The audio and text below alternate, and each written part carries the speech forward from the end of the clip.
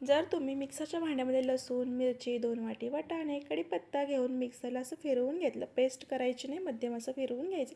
त्यानंतर एका भांड्यामध्ये 1.5 वाटी गव्हाचं पीठ, 2 ते 3 चमच बारीक रवा, तांदळाचं पीठ ओवा हातावरती चोळून घ्यायचं आणि तेल टाकून चांगलं असं मिक्स करून घ्यायचं. मस्त अशी मूठ झाली की समजायचं परफेक्ट तेलाचं प्रमाण झालेलं आहे.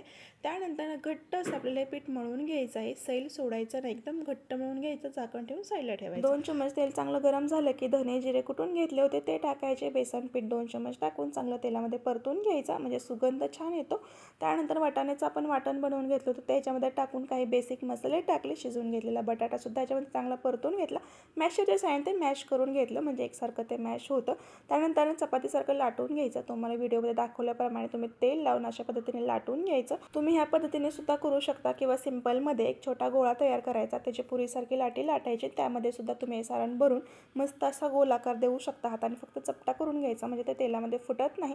आणि मंद आचेवरती तेलामध्ये चांगला कुरकुरीत होईपर्यंत तळून घ्यायचा. एक मैद्याची कचोरी खाण्यापेक्षा घरच्या घरी बनवा ना अशी गव्हाच्या पिठाची हेल्दी आणि टेस्टी कुरकुरीत खस्ता कचोरी. रेसिपी आवडली तर रेसिपीला लाईक, शेअर, चॅनल सबस्क्राईब नक्की करा. रेसिपी बघितल्याबद्दल धन्यवाद.